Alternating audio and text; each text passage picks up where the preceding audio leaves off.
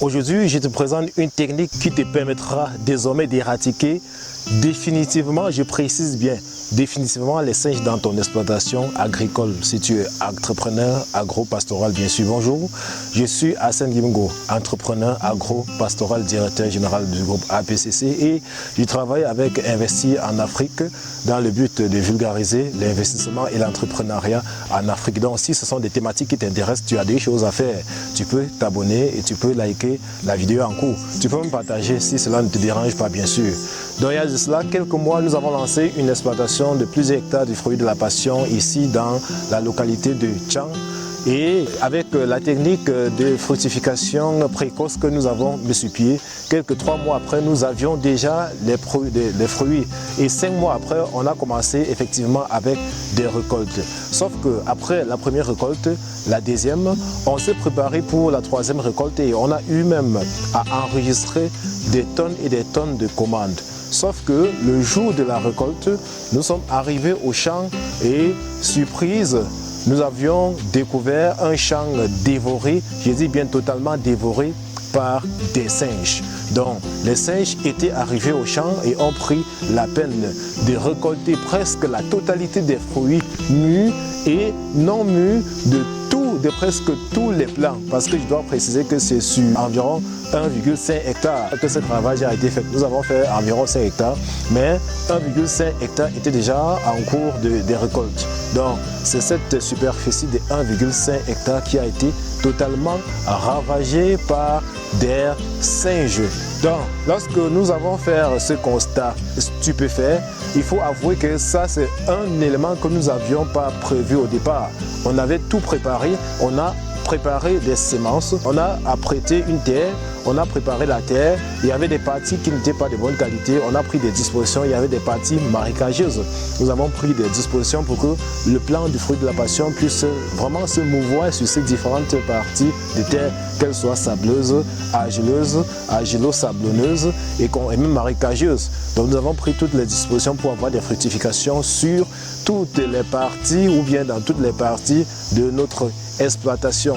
On a pris aussi des dispositions pour disposer de la semence de qualité, pour disposer des fertilisants de qualité, pour disposer de la technique de qualité et surtout une fructification après 3 mois.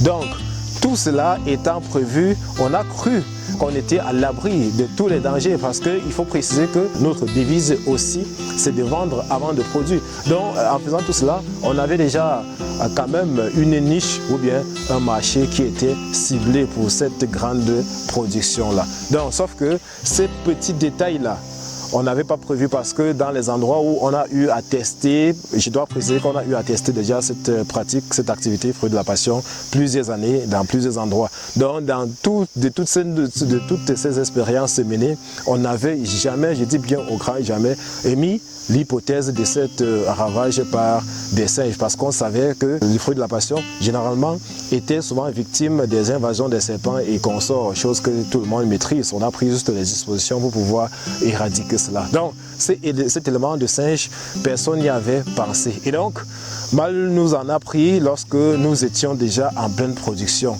Et du coup, on a essuyé ou bien on a vraiment appris dans la douleur. Donc, lorsque nous sommes arrivés pour cette grande récolte, nous avons fait ce constat macabre. Comme vous pouvez le constater au pied des plants, on a découvert les pots de fruits par-ci, les fruits rongés par-là, les fruits consommés à moitié et non consommés, tout ça, les fruits récoltés, dévorés, fruits rongés même étant encore sur les plants, tout ça.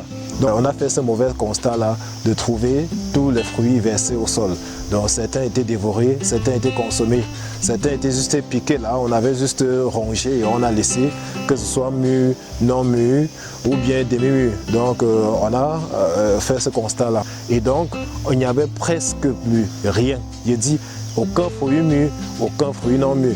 Tout ce que nous avions cet instant-là, c'était que des nouvelles fleurs. Voilà. Donc, lorsque nous avons fait ce constat, justement, on avait les yeux pleins de larmes. Et c'est quand les larmes ont commencé à couler qu'on s'est rappelé d'un entrepreneur qui a dit qu'on ne pleure pas. Voilà. Et du coup, on est directement passé en mode solution. Voilà, donc on a pleuré juste pour quelques secondes là et puis on est passé en mode solution. On s'est dit, qu'est-ce qu'il donc fallait faire pour pouvoir éradiquer cela? Parce que c'est une donnée qu'on n'avait pas pensé au départ.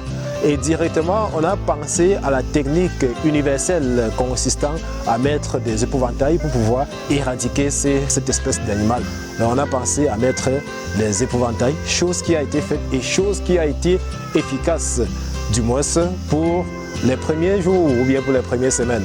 Voilà, donc on a mis les épouvantails là et les jours qui suivaient, on a quand même constaté une efficacité de ces épouvantails parce que la partie du bas qui démarrait à peine la production, la nourriture, était en quelque sorte épanée. On ne voyait plus trop ces singes-là se balader sur la montagne et autres. Parce qu'il faut préciser que dans notre exploitation, il y a une montagne un peu en haut et c'est généralement de là que viennent ces singes-là. Et il y a plusieurs fois même, on a déjà eu même à les contempler. Il y a plusieurs fois, je suis tombé sur ces singes-là et je les admirais tellement beaucoup. Bon, en fait, ils n'avaient pas encore montré leur face cachée des méchants, parce que j'ai appelé ça de la pure méchanceté, façon donc ils ont envahi et dévoré les champs, j'ai appelé ça, j'ai taxé ça de la pure méchanceté. Donc plusieurs fois je les ai rencontrés dans la forêt, la dernière fois ils étaient plus proches, plusieurs fois je les ai rencontrés en montagne, et la dernière fois ils étaient même plus proches. Malheureusement je n'avais pas le téléphone parce que à cette période-là il y avait une coupure prolongée à temps, du coup je n'avais pas de batterie, sinon ça m'aurait vraiment été fascinant de prendre quelques vidéos de cette espèce-là, parce que pour moi c'était tellement fascinant. Sauf que quelques jours après, je me rends compte qu'ils m'ont rendu la vie un peu dure. Donc plusieurs fois je les ai vus, mais je ne savais pas qu'ils pouvaient aller jusque-là. Voilà. Donc après le constat macabre, ce qu'on a eu à faire, comme je viens de le dire, on a mis des épouvantails qui ont fonctionné pour quelques jours, parce que durant les jours qui suivaient, on ne les apercevait plus dans les parages ou bien sur la montagne et consorts. Ils avaient presque pris fuite. Maintenant, quelques 3 semaines après, on s'est rendu compte qu'ils avaient encore effectué un retour. Apparemment, ils sont allés là, ils se sont positionnés dans les différents horizons, ils ont essayé de contempler, ils se sont rendus compte que les épouvantails ne se mobilisaient pas, ne bougeaient pas, et du coup ils ont directement compris que ce n'était que des objets, ce n'était pas des personnes. Et un beau jour, lorsque nous sommes arrivés, on a aperçu un petit singe. Bon, je ne sais pas comment on appelle le petit singe en français, vous me direz en mettant l'appellation française en commentaire. Donc j'ai aperçu un petit singe sur le chapeau large bord de mon épouvantail, parce que j'avais mis l'épouvantail avec un chapeau large bord, ça avait vraiment l'aspect d'un être humain. Donc j'ai aperçu un petit singe là en train de jouer là, il sautillait, il montait sur le chapeau large bord pour taquiner ses amis au sol, parce qu'ils étaient au nombre de 8. Donc c'est lorsque j'ai vu ça que j'ai compris que peut-être on est déjà en train de sonner le glas de notre présence ici au champ, parce que c'est un espace qu'on venait à peine d'acquérir. J'ai directement commencé à faire quelques recherches sur des singes, voilà, afin de trouver le moyen le plus efficace pour pouvoir les éloigner définitivement. Et du coup, je suis tombé sur une théorie qui disait que les singes ont en quelque sorte l'intelligence d'un être humain. Directement, j'ai compris pourquoi, après quelques temps, ils n'ont pas vu des épouvantails bouger et ils ont encore fait leur retour. Donc, lorsque je vois ça, je dis donc, ok, puisqu'ils se sont comportés en voleurs, et que les voleurs généralement ont certains trucs qui les font peur, j'ai directement pensé à ce qui fait souvent peur aux voleurs. Voilà, et du coup, je me suis rendu compte que lorsqu'un bandit arrive quelque part, que par hasard ou bien par mégarde, il suit ou bien l'entend le bruit assourdissant, un bruit assourdissant ayant trait au bruit d'une arme ou bien d'une bombe, je sais quoi. La première chose, la première réaction de ces bandits généralement, c'est de prendre la poudre d'escampette. Oui, c'est généralement ça. Lorsqu'un voleur arrive quelque part et qu'il entend un bruit assourdissant ayant trait au bruit d'une arme, une bombe ou bien un éclatement de roue, le premier réflexe généralement pour ces gens-là, c'est de prendre fuite. Voilà, c'est de prendre fuite. Aussi courageux soit, c'est de prendre fuite.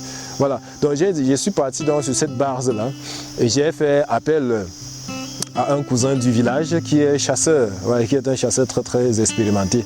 J'ai fait appel à ces chasseurs-là et je lui ai dit que j'étais en difficulté. Il y a des singes qui sont en train de me menacer. Et comme je suppose que c'est des espèces protégées, il ne serait pas mieux de les tuer parce que déjà là où nous sommes arrivés, c'est dans leur espace naturel. Donc je suppose que c'est leur espace naturel. On ne devrait pas venir seulement là les détruire ou bien les tuer parce qu'ils sont en train justement d'exercer leur instinct de survie ou bien de vie. Voilà. Donc il se fait appel au chasseur et lorsqu'il est arrivé, comme les singes avaient désormais l'habitude de venir au champ s'amuser, monter sur les tuteurs de fruits de la passion, faire les petits jeux, les tuteurs tombent, récolter les fruits non mûrs, jeter par-ci par-là. Donc on est arrivé un jour avec le chasseur en question. Le chasseur est venu avec son matériel de travail. Lorsqu'il dit le matériel de travail, c'est pour que la vidéo ne soit pas censurée. Voilà. Il est donc venu avec son matériel de travail. Et lorsqu'il arrive avec le matériel de travail, on est d'abord arrivé en catimini.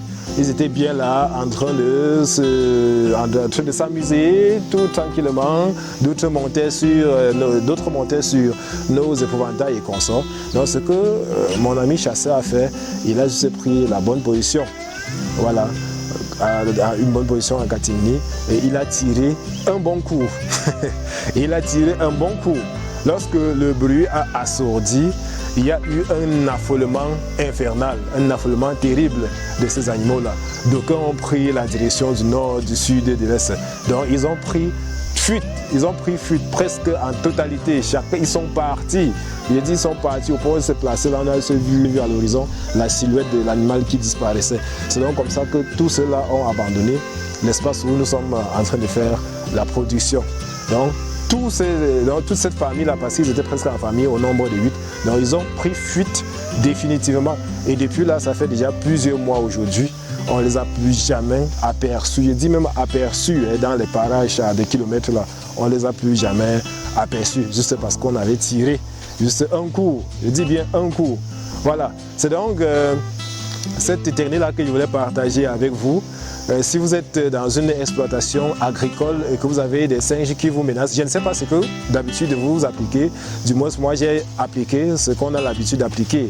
Ça n'a pas marché, les épouvantails n'ont pas marché. Et du coup, j'ai préféré venir faire le bruit. Voilà, on a tiré juste un coup là et puis ils sont partis.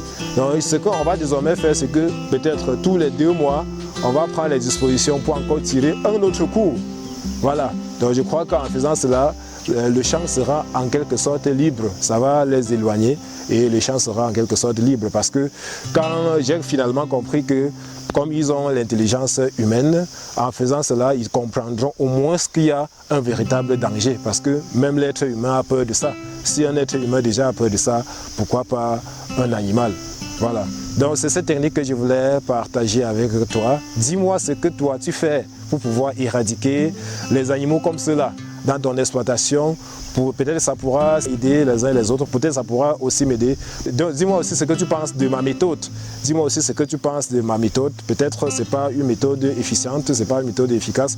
Peut-être ce n'est pas une méthode recommandée.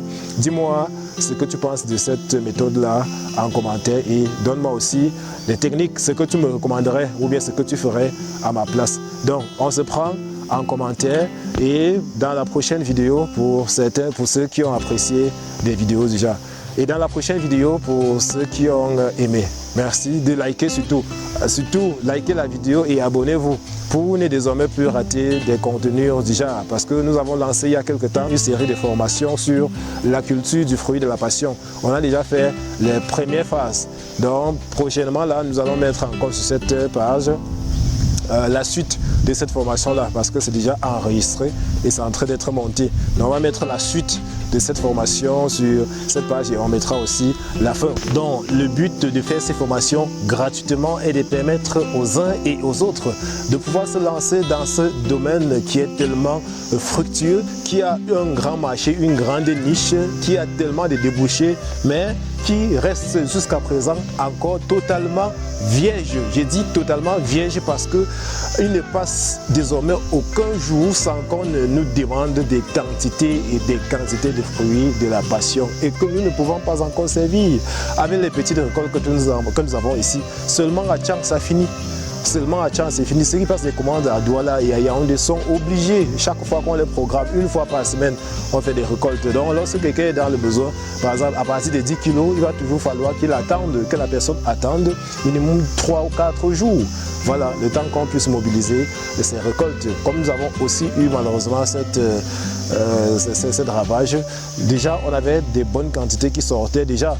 Maintenant, malheureusement, avec le coup qu'on a eu, avec les singes là, la production a encore drastiquement chuté et du coup nous sommes encore obligés de faire la débrouillardise avec des petites quantités qui y sont. Du coup, on encourage les uns et les autres de se lancer. Quand vous allez vous lancer, les productions que vous allez faire vont permettre à ce que nous puissions combler nos marchés. Je sais que le problème de vente est le meilleur facteur qui empêche les uns les autres à se lancer.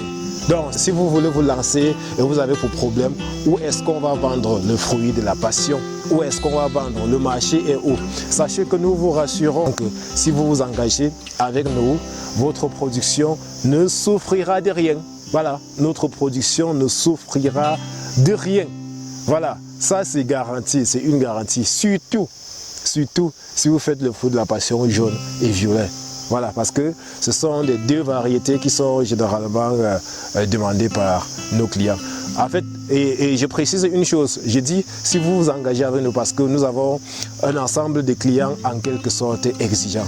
Donc exigeants en matière phytosanitaire et en matière d'hygiène. Parce que beaucoup pensent que produit, c'est seulement mettre le plan au champ et porter des engrais et verser. Donc il y a des clients qui exigent un certain taux de matières chimiques dans le fruit. Donc si vous avez utilisé des produits chimiques jusqu'à un certain niveau, ils ne pourront pas prendre les commandes, ils ne pourront pas prendre des fruits chez vous. Donc si nous utilisons des produits chimiques, des produits chimiques jusqu'à un certain niveau, nous sommes sûrs que ces clients-là ne prendront plus jamais nos fruits. Donc on a des contrats qu'on a élaborés avec des clauses bien précises. Voilà.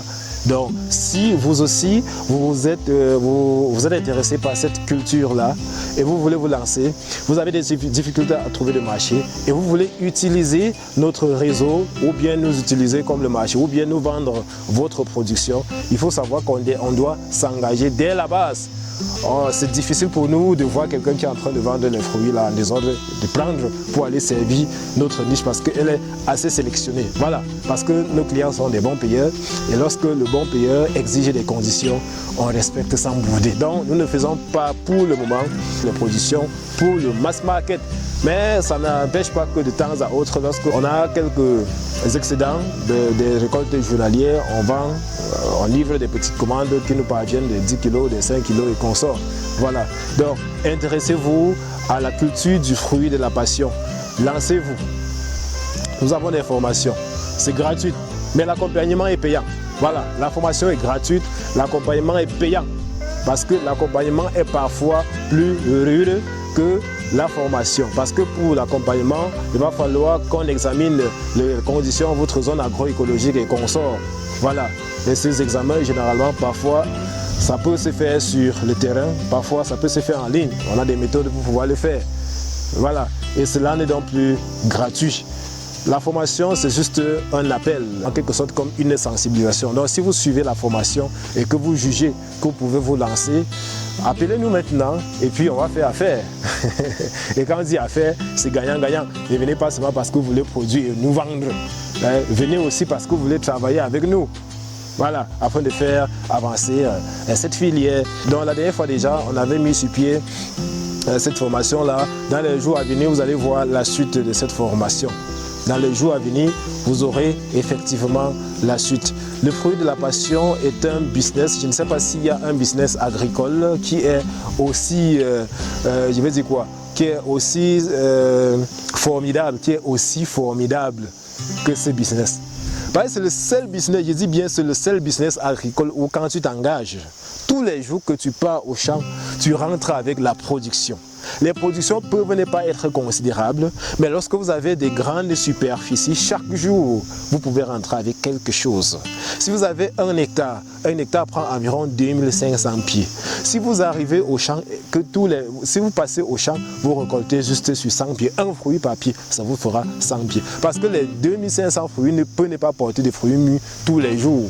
Mais au moins 100 pieds auront un fruit mûr chacun. Au moins 100 pieds auront un fruit mûr chacun, presque tous les jours. Parce que quand ça produit en quantité, tous les jours c'est en train de fleurir. Et comme c'est en train de fleurir tous les jours, c'est donc comme ça qu'à partir du moment où ça va commencer à mûrir, tous les jours que vous allez arriver, il y aura au moins un fruit mûr. Et du coup, si le plan A ne contient pas de fruits mûrs, il aura au moins un demi-mûr. Et le plan B aura un fruit mûr. Lorsque vous allez récolter sur le plan B, le lendemain vous allez récolter sur le plan A.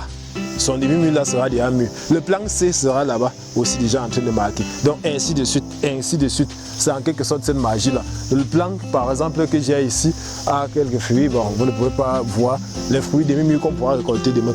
Celui-ci a des fruits demi-mûrs qu'on pourra récolter demain et un fruit déjà mûr.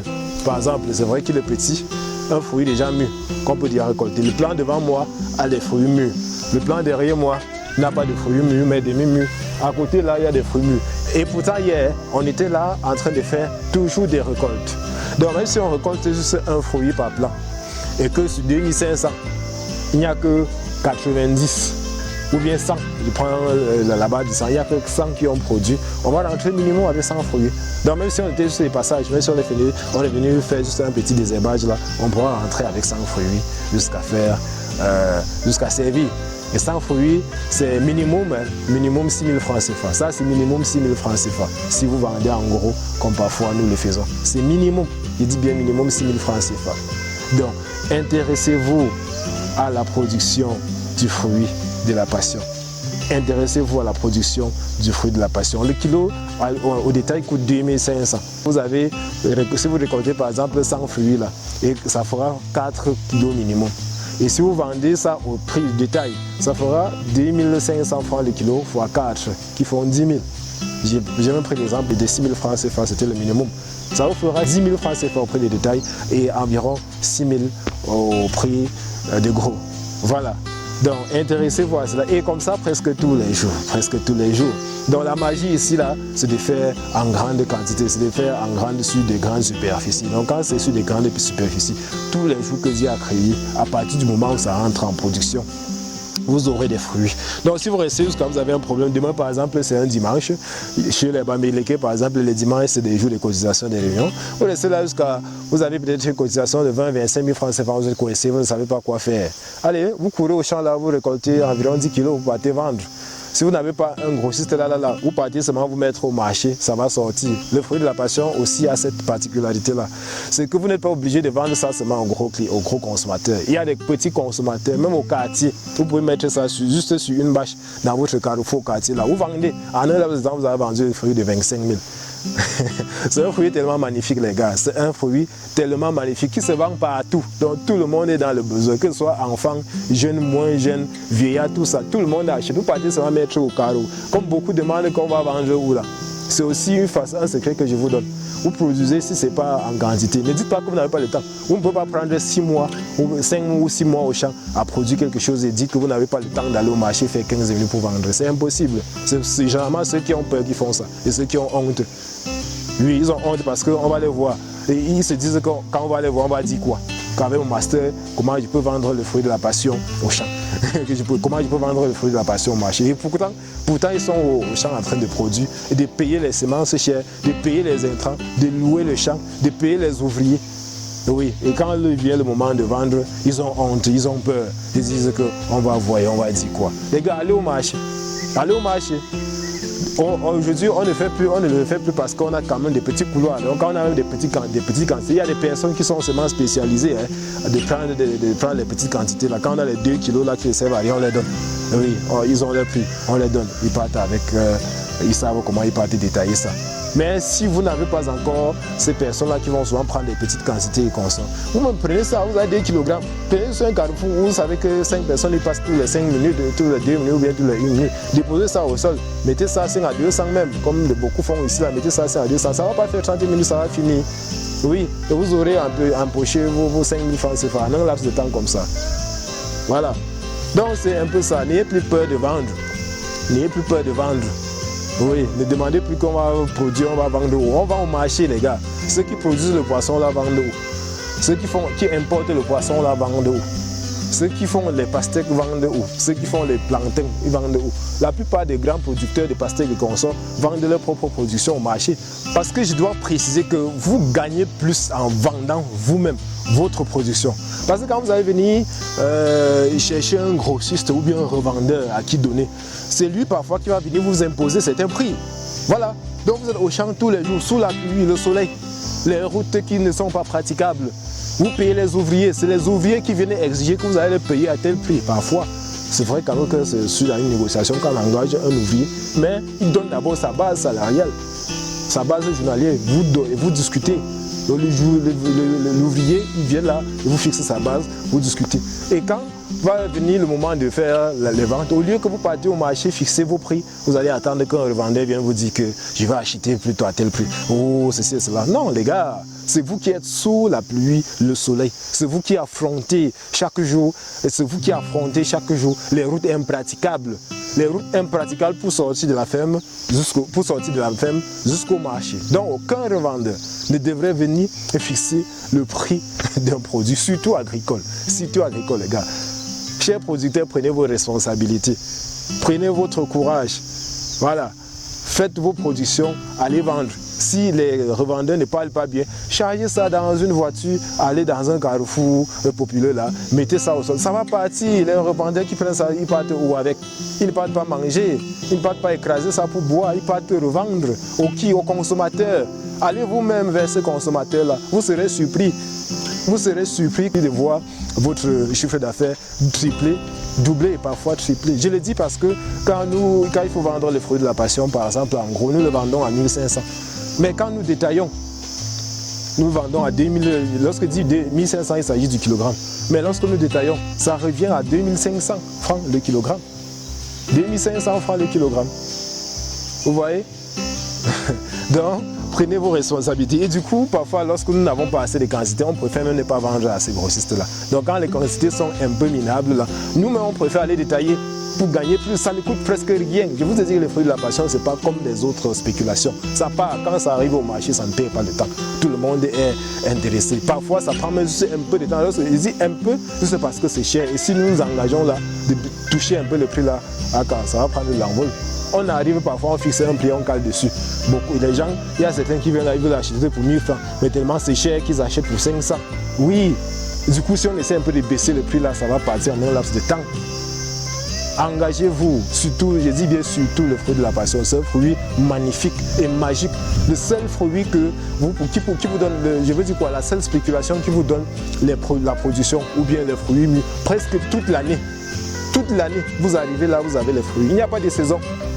Il y a les saisons pour ceux qui ne respectent pas certains critères. Donc, il y a les gens qui vont vous dire que non, c'est la saison, c'est beaucoup au marché. Non, il ne faut pas comprendre cela. Ils ne savent pas seulement comment la plante se comporte. Ça n'a pas de saison, c'est une culture qui n'a pas de saison. Il y a des techniques pour faire à ce que la plante puisse fleurir tous les jours que Dieu a créé. Je dis bien tous les jours que Dieu a créé. Donc ici, par exemple, j'ai les boutons floraux devant moi. Je ne sais pas si vous pouvez, voilà les boutons floraux. Sur un plan, je viens de récolter le fruit dessus. Et il y a les fruits verts. Malheureusement, la caméra est fixe. Donc vous ne pouvez pas malheureusement facilement voir. Mais plus loin, là, il y a des fruits partout, les fruits qui sont encore verts. Il y a des fleurs qui sont en train de se déclencher. Et il y a le fruit qui est violet. Il y a des fruits qu'on a récoltés. Il y a des fruits qu'on a récoltés depuis un mois. Donc c'est comme ça toute l'année. Ça va ainsi aller jusqu'à la fin de l'année. Voilà. Donc intéressez-vous à cela. Intéressez-vous à cela. Et si tu connais une autre culture qui se comporte comme celle-ci là, mets-moi un peu ça en commentaire. Tu connais une culture qui se comporte comme celle-ci, mets-moi ça en commentaire. Il n'y a pas de saison. Vous allez voir les pastèques par exemple, il y a des, on va dire, voici la saison des pastèques, non, c'est moins cher, on vend une pastèque à 500, machin truc. Il y a une période où on dit que non, les pastèques sont là, on vend une pastèque à 2000, 2500 en fonction de la grosseur, et ainsi de suite. Ceci n'a pas de saison. Ceux qui maîtrisent l'activité du fruit de la passion n'ont aucune saison. Et c'est eux qui vont fixer le prix. Oui, ceux qui font par exemple des pastèques, tu entends, on va dire que le canter coûte telle somme. Un canter coûte 800 000 à telle saison, ça coûte 1 million à telle saison, ainsi de suite. Oui, ça c'est ces revendeurs-là qui vont venir là mesurer en canter et acheter pour vendre. C'est eux qui fixent le prix. Qui a fixé le prix du canter à 800 000 ou bien 1 million de francs? Qui a fixé ça? Ce n'est pas les revendeurs là. Voilà. Et pourtant, vous-même, vous pouvez vous engager. Bon, c'est vrai que c'est en fonction des cultures, bien sûr. Je vous donc dis que voici une culture magique. Voici une culture magique. Personne ne viendra parce que ce n'est pas une culture qui est assez répandue. Genre, partout on va en trouver, partout on va en trouver. Non. C'est difficile de quitter. C'est difficile que quelqu'un achète, par exemple, des pastèques de Tcham, étant à Douala. C'est très difficile parce qu'à Douala, on va trouver les pastèques partout. Même chose à Yaoundé. Même dans votre pays, si vous êtes par exemple au Togo et consorts, si vous êtes par exemple au Togo et autres, dans votre petite ville, forcément vous allez trouver les pastèques. Vous êtes en Côte d'Ivoire, dans votre petite ville, forcément vous allez trouver les pastèques. Mais ça sera difficile que vous trouviez ceci. Très très difficile. Il va toujours falloir que vous passiez les commandes dans d'autres localités. Et ce n'est pas que c'est seulement favorable dans cette localité-là. C'est juste parce que ce n'est pas encore connu. Dans votre localité, les gens ne savent pas encore que c'est une niche qu'on peut exploiter. Donc intéressez-vous les gars aux fruits de la passion. Il y a déjà certains qui transforment ça en jus. Et toujours sur cette page-là, toujours dans la campagne de vulgarisation, dans le cadre de cette campagne de vulgarisation que nous avons entamée, nous allons dans les prochains jours vous montrer comment on peut transformer le fruit de la passion pour obtenir le vin de table, pour obtenir la confiture, pour pouvoir charger vos pains et faire vos pâtisseries avec, parce que beaucoup prennent ça pour le faire. Oui, beaucoup prennent ça pour le faire, pour pouvoir obtenir le jus, pour pouvoir obtenir le vin, pour pouvoir obtenir les confitures. Nous allons faire cette formation essentiellement pour vous et ça sera gratuit. Et lorsque je dis gratuit, c'est parce qu'il y a beaucoup qui prennent ça chaque jour, en consomment. Et demandent s'il n'y a pas une autre façon de consommer. Ils ont tellement déjà consommé ça en fruits qu'ils voudraient expérimenter d'autres façons de consommer. Et pour cela, qu'est-ce qu'il faut faire? Il faut les encourager. Parce que si on ne les encourage pas à davantage venir acheter en leur montrant d'autres façons de consommer, un bon jour ils vont se lasser. Ils vont dire, bon, on ne mange pas le même plat chaque jour, il faut varier. Ils vont passer à autre chose, commencer à consommer autre fruits. Vous voyez? Donc du coup, il faut les amener à toujours venir en leur montrant que vous pouvez consommer cela sous forme de fruits, déjà comme vous le faites. Vous pouvez consommer cela sous forme de confiture. Ça vous permettra la confiture en question va vous permettre de faire votre pain du matin, faire vos pâtisseries, faire le goûter des enfants et consorts. C'est très bien pour le goûter des enfants. On va leur montrer comment faire ça. Du coup, beaucoup vont acheter ça, non plus pour la consommation sous forme de fruits, mais pour ces différentes transformations-là.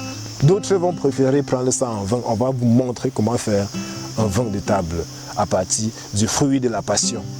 Donc, restez juste concentrés sur cette chaîne qui parle essentiellement de l'agriculture, de l'agrobusiness.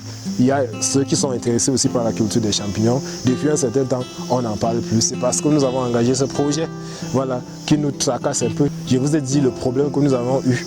Voilà, vous voyez, avec ces multiples défis et consorts, c'est difficile de pouvoir être concentré dans plusieurs choses au moment. Mais il faut d'abord qu'on parvienne à stabiliser ici avant de rentrer encore pour continuer à vulgariser le champignon qui est d'ailleurs la base de toute activité que nous menons depuis jusqu'à aujourd'hui. Et donc abonnez-vous sur cette chaîne, marquez un commentaire et si quelque chose vous a déplu, manifestez-vous.